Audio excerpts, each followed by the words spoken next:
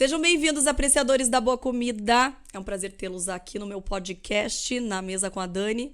Um banquete para conversas apetitosas sobre gastronomia. Eu sou a Dani Machado, criadora de conteúdo digital na área de gastronomia e também colunista do Bom Gourmet da Gazeta do Povo. Hoje eu tenho dois convidados bem especiais para mim, porque eu sou apaixonada neles. Eu acho que eles fazem aí a nossa gastronomia curitibana muito melhor e também levam ela para fora, sai aqui do nosso bolinho. Vou começar então com o mais antigo, e aqui antigo de casa. Rafael Zanetti, que já nasceu aqui na gastronomia. Desde quando, Rafael? 2002. Falei com certeza mais antigo que o Zé. Nessa época o Zé estava na faculdade ainda. Verdade. Tava? O Rafael Zanetti é proprietário do Selavi, Terra Madre, Vino, que agora também é uma franquia. Deve ter quantas lojas agora no Brasil, Rafael? Abertas são 30, por volta de 30. Coisa rápida, porque eu acho que 2 anos que faz isso. Isso, ontem abriram 2. Ontem a gente abriu Búzios e Ponta Grossa. E você consegue acompanhar todas essas aberturas? Faz questão de estar lá? Exatamente no dia da inauguração, não. Não é consegue. Muito difícil. Mas eu vou em todas. Na sequência, eu vou em todas. Ah, que legal. Também é proprietário da Mercadoteca. E nós estamos aqui no Shopping Cristal. E a gente já contou essa novidade para vocês, que o Rafael Zanetti está abrindo aí uma mercadoteca no Shopping Cristal, é isso? Começamos a quebrar aqui já. Faz uns 15 dias começou a obra. A expectativa é final de outubro, começo de novembro, a gente abrir a segunda mercadoteca. Eu ouvi por aí, eu não sei se é spoiler, se pode falar, se não pode falar, não deve poder, mas eu vou falar. Vai ter nome de chefe os restaurantes? Vai ser um restaurante dos chefes, alguma coisa assim? Ou não podia falar? A seguir cenas dos próximos capítulos. A cara dele aqui não deu! E eu vou apresentar o Zé. O Zé também é super conhecido já aqui em Curitiba e fora, porque ele tem uma rede maravilhosa que chama Porks, criou da cabecinha dele aí. Mas antes disso, ele também teve alguns outros restaurantes. É proprietário também do Quermesse, um bar super raiz aqui em Curitiba. O Bar do Açougueiro, que é um restaurante aí, de churrasco, né? Mas é bem moderno, uma coisa mais contemporânea. E o Zé hoje também tem franquias fora de Curitiba, assim, uma coisa absurda. 80 franquias, Zé? Bom se fosse. Não, ainda não. Hoje são 53 lojas. Nossa, mas então, tá vendo? É uma coisa assim que expande muito. E o nosso tema, eu acho que é um tema legal, porque eu queria entender de vocês como que é. Vocês que trabalham aqui em Curitiba desde 2002, o Rafael, o Zé... 2009. 2000, pois é, faz muito tempo. Vocês entendem muito do mercado aqui, na área de vocês. Como que é simplesmente pegar um restaurante de Curitiba e colocar para fora? Como é que funciona isso? Quais são as barreiras? Enfim, a gente queria bater um papo mais ou menos nessa linha hoje. Rafael, você já teve restaurante, inclusive, que já abriu e já fechou. Na verdade não fechou. Ele existe em São Paulo, mas nós vendemos, né? Vendemos em 2019. Eu tive a operação em São Paulo durante 12 anos, né? De 2007 a 2019. E lá em 2007, quando a gente abriu, foi um grande desafio mesmo, sair de Curitiba e ir para São Paulo, né? Inclusive a gente era visto lá quando ia falar com o fornecedor e tal, meio com os jacu de Curitiba querendo fazer alguma coisa em São Paulo. E é um desafio, porque você não tem o relacionamento que tem na cidade, você não... Desde o básico, né? Desde um fornecedor até com o cliente mesmo, enfim... É um desafio. Tem que ter coragem, né?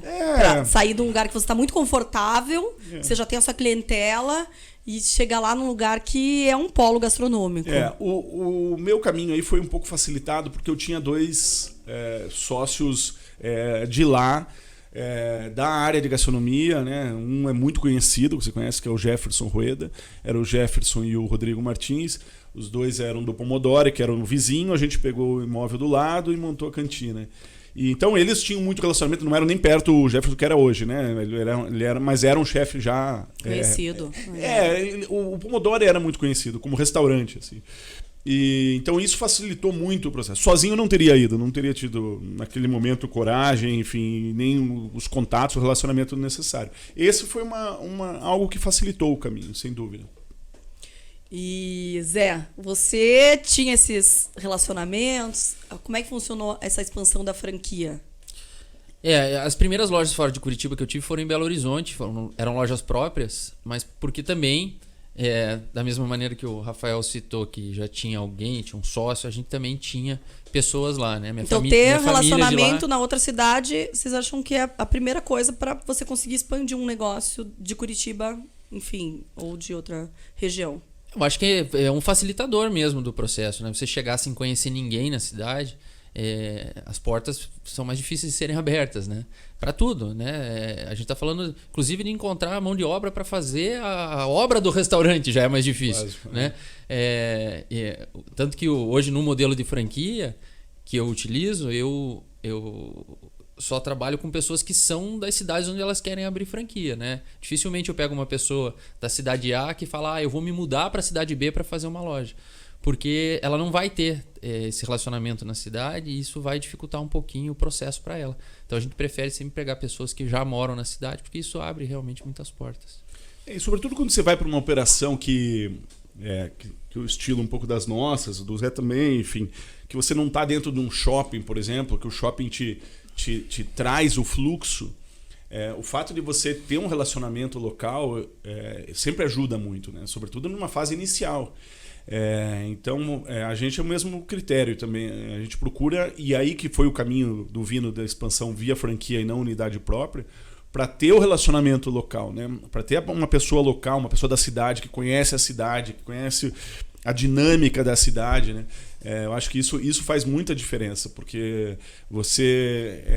a gente está vendo isso agora num exemplo básico. Por exemplo, um dos pratos mais vendidos do Vino, são, entre as entradas, são as polentas, né? Então a gente tem uma série de polentinhas que a gente chama que é pequenas porções e tal, com ragu disso, daquilo. Aí você põe polenta no Rio de Janeiro, no cardápio, não vende uma, não sai absolutamente nada.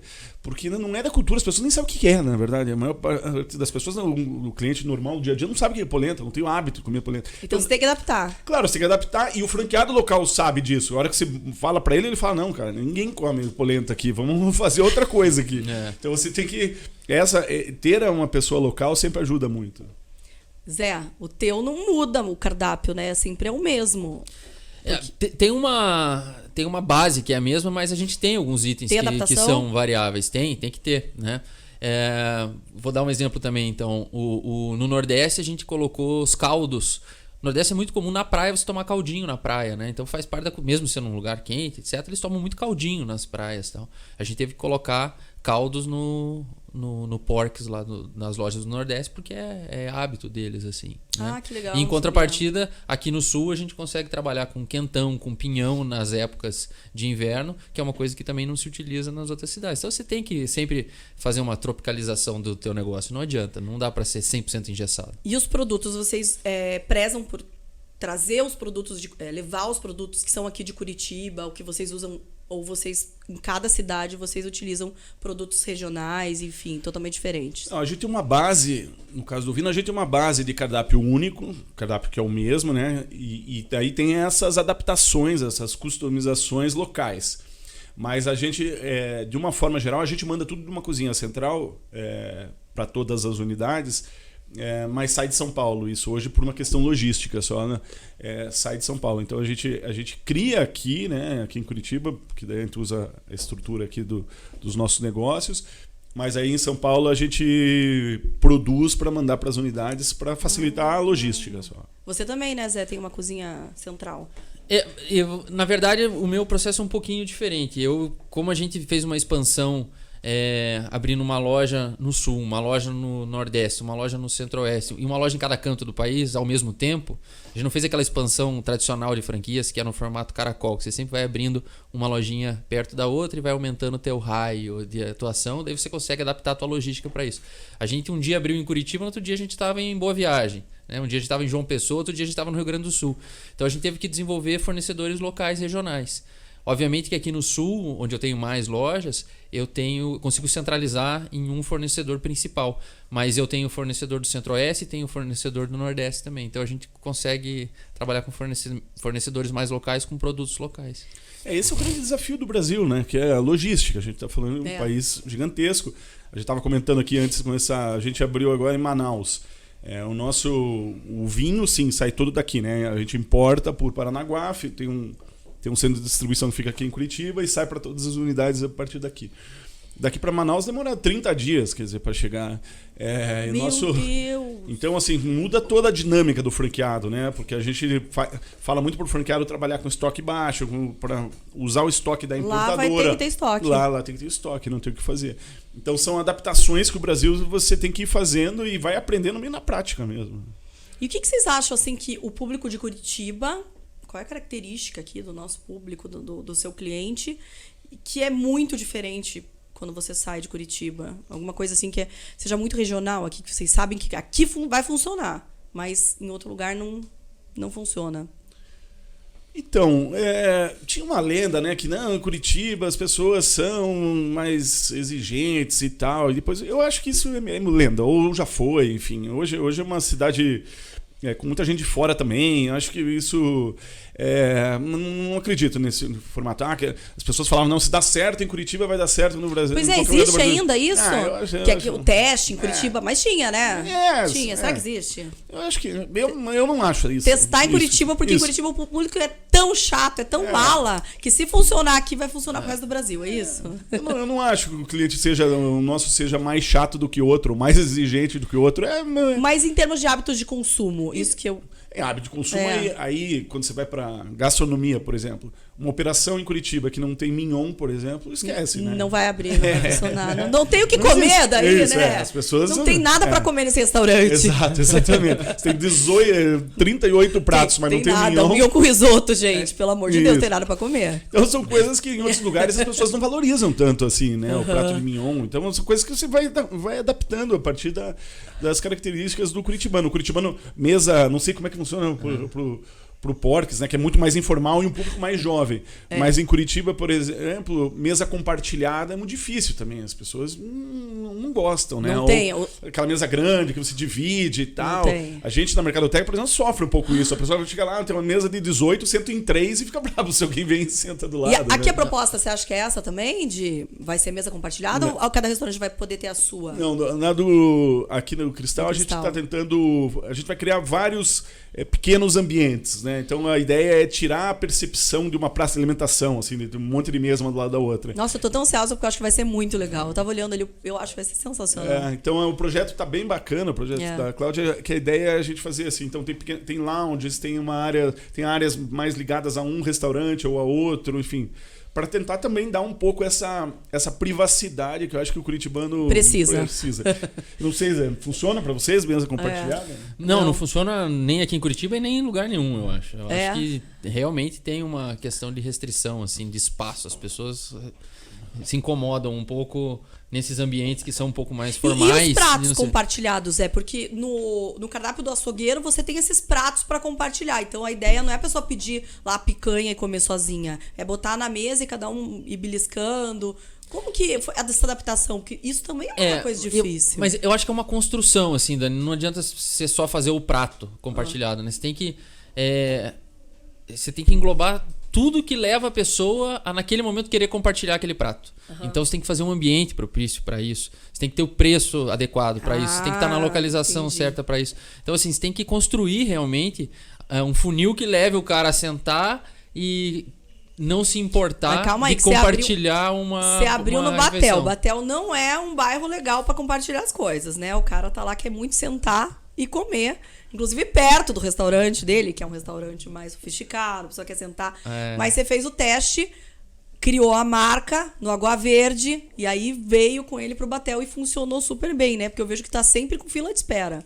Não, funcionou super bem, mas eu acho que o conceito do Bar do Açougueiro já está bem difundido na cidade, as pessoas já entendem o que a gente propõe. Né? Então eu não tenho muito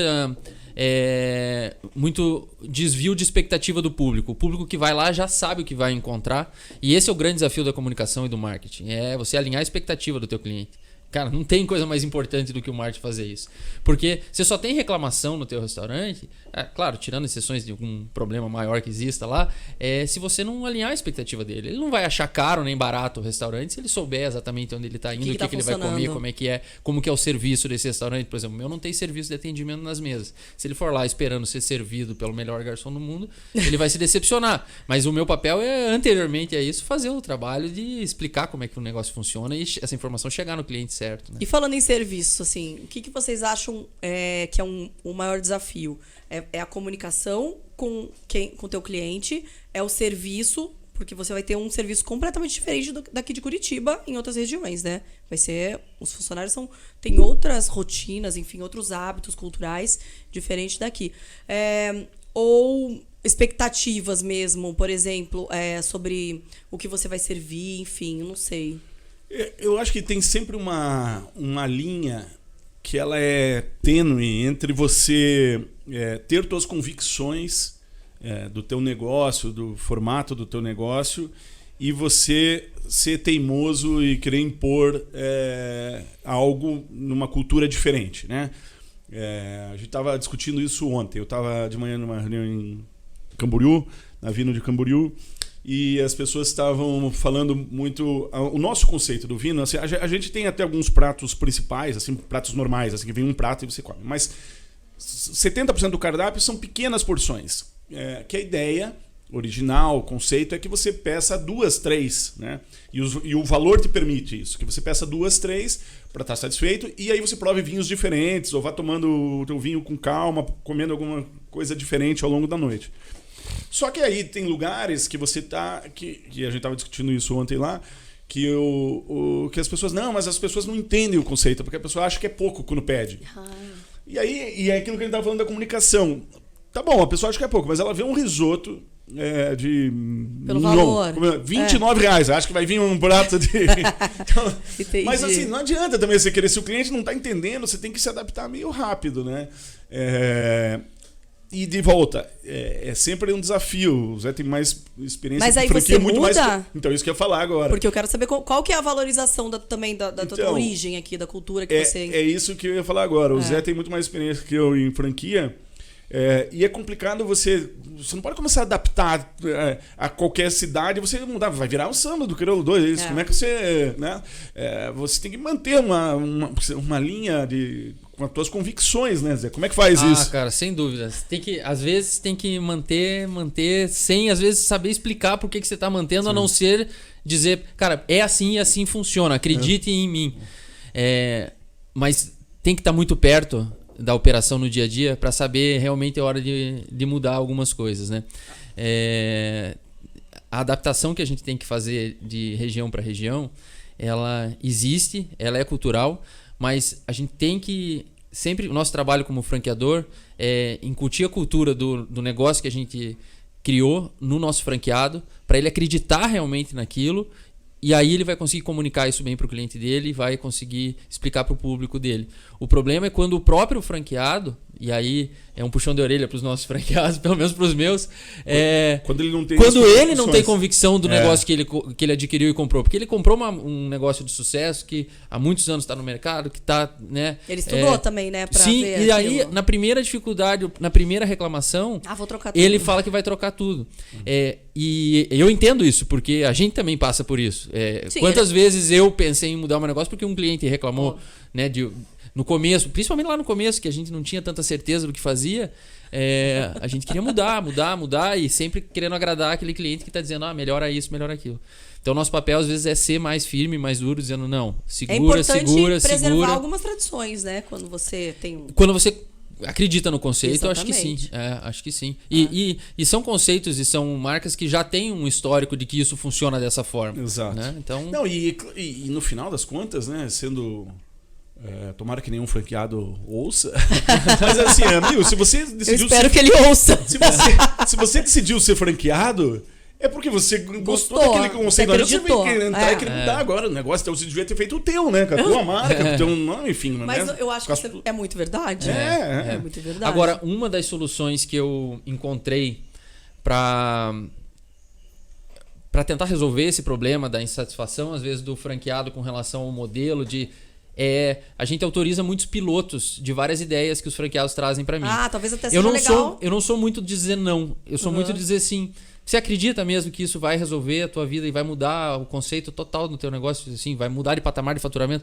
Acredito. Falei, então vamos fazer um piloto. Porque se der certo para você, talvez realmente seja uma verdade, talvez eu tenha que pensar. Então a gente faz pilotos controlados de muitas ideias com os nossos franqueados. Que ideias muita são coisa, ótimas, né? O franqueado mesmo chega à conclusão, Zé, você tinha razão. E outras coisas, eu chego à conclusão e falo, verdade, franqueado, você tinha razão. Você pode aplicar. E aí a gente pode aplicar para os outros. Replicar pro resto. É dinâmico, não tem jeito. E no fundo é um desperdício você não usar também a soma de experiências, de inteligências e vivências de ali 30, 40, 50 empreendedores, né? No fundo você tem ali 30, 40 pessoas que estão na operação, estão no dia a dia, têm suas vivências, têm seu conhecimento. Você simplesmente ignorá-los, eu acho uma besteira. Então é sempre de volta, aquela linha tênue entre você estar ouvindo e você fazer. A ideia dos pilotos é ótima, porque você não diz não, você mostra na prática se funciona ou não funciona. E também não é o Deus, né? Você pode ouvir também uma coisa que de repente vai te valorizar. Exato.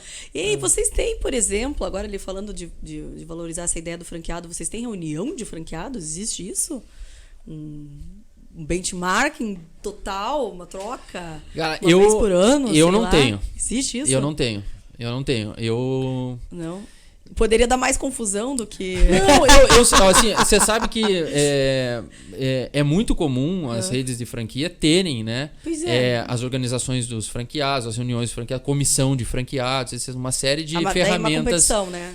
Mas no meu caso, eu optei por fazer uma gestão muito próxima no dia a dia individual de todos os nossos franqueados. A gente tem um trabalho muito próximo deles. Como funciona essa gestão remota? Porque você está mais aqui, né?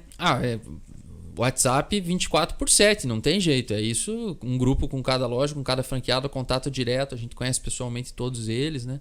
Então, assim, a gente tem um relacionamento muito, muito estreito com eles.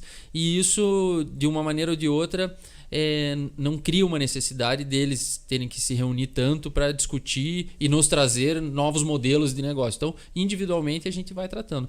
Eu não me sinto bem no ambiente de todos os franqueados juntos. Parece que eu sempre me sinto desconfortável, na verdade, quando a gente faz uma reunião maior com todos os franqueados. Obviamente que a gente já fez festas, churrascos com vários franqueados regionais. Sim. Aqui em Curitiba, onde eu tenho mais lojas. Mas sempre fica aquela situação assim... será que o franqueado veio só... Tá puto? Pode falar puto? Eu falei já. Pode.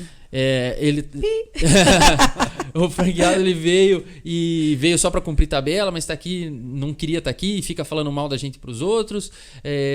Eu também não me sinto bem ali de ficar fazendo uma brincadeira ou outra. Às vezes nem tenho tanta intimidade com um franqueado com o outro. Então não é um ambiente que eu me sinto 100% confortável. Mas individualmente com eles eu me sinto muito mais à vontade. Entendi. Então essa foi a minha tomada de decisão. A gente fez. Já fez? O nosso negócio é muito mais recente, né? Ano passado foi o primeiro ano completo e no final do ano passado nós fizemos o primeiro em São Paulo.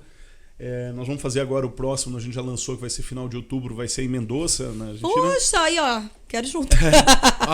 Vamos mudar de ideia. Pensa uma galera Divino e Mendoza. O negócio vai sair uma coisa boa. Exato. Eu vou junto. É que o nosso tem, em Mendoza, obviamente, tem a ver com o negócio, né? Sim. A ideia é visitar também os produtores que a gente representa, que a gente vende. Então, agregar conhecimento à reunião também, né? Conteúdo, para que depois se replique. Olha, essa Zé, informação. Eu dou porte, eu tenho que fazer em Chapecó, então. Exatamente. Então, agora, eu fiz, e a iniciativa de fazer ano passado veio porque eu comecei como franqueado lá atrás, em 2001, eu fui franqueado de uma importadora de vinhos, eu fui durante 3 anos e tinha reunião de franqueados e foi rica, essas reuniões eram ricas de informação, de conteúdo, de troca, tudo mais. Então... eu achei que eu queria implantar isso. Eu acho que pode ser algo positivo. É claro que, infelizmente, a gente já percebeu na primeira. E é natural das pessoas, enfim. Tem gente que tem uma característica de mais reclamar de ver o copo mais vazio do que cheio, né? Ele então, aproveita a oportunidade para soltar tudo que ele precisa. E às vezes... Não aconteceu na nossa, mas não aconteceu nessa nossa do ano passado, mas aconteceu quando eu era franqueado lá atrás. São pessoas que daí acabam acabando até com o astral da reunião, porque vão muito pesadas, sabe? Então é um risco que se corre. A gente decidiu correr pela troca mesmo. Mas essa tua ideia interação. é boa, porque aí também é uma imersão, é um aprendizado, não é só uma reunião. Eu tenho certeza que a maioria gosta dos franqueados, eles gostam dessa oportunidade de trocar ideia, de se reunir entre eles se sentem realmente e eu acho que talvez um respaldo também, né? Tipo, gente, a gente tá aqui pra você, seja um grupo, seja um... Mas de toda forma, qualquer negócio, né? Ainda mais no nosso caso, são muitas lojas, você sempre vai ter um percentual de lojas que por algum motivo não dá certo, né? E enquanto o franqueado ainda tá com o negócio e o negócio não está dando certo, aí é o momento tenso, né? Entendi. Porque o processo de recuperação de uma loja que não tá legal, a decisão de continuar aberta, fecha, pô, o cara fez um investimento, não deu certo, e agora? O que a gente vai fazer? Então, sempre tem... Mas isso daí tem que ser uma reunião individual, porque é uma coisa muito... Mas é nessas oportunidades, às vezes, que o franqueado vem e traz. Claro que pra gente acaba sendo bom. É desconfortável, mas é bom, porque ele traz o problema, coloca, e às vezes a gente tem que ajudar a resolver, porque o problema de um pode ser o de todos também. Gente, pegando o gancho aqui da viagem, eu sempre tenho essa dúvida, eu gosto de saber, porque eu viajo muito e a minha vida se torna inviável às vezes, eu fico muito cansada. Vocês dois são duas pessoas que viajam demais, até porque tem negócios fora. O Rafael fica pesquisando, cada dia não sei tá onde. Ele mostra uma vinícola. Pra mim são todas iguais. Ele fala onde que eu estou. Sei lá, meu. Um negócio de vinho.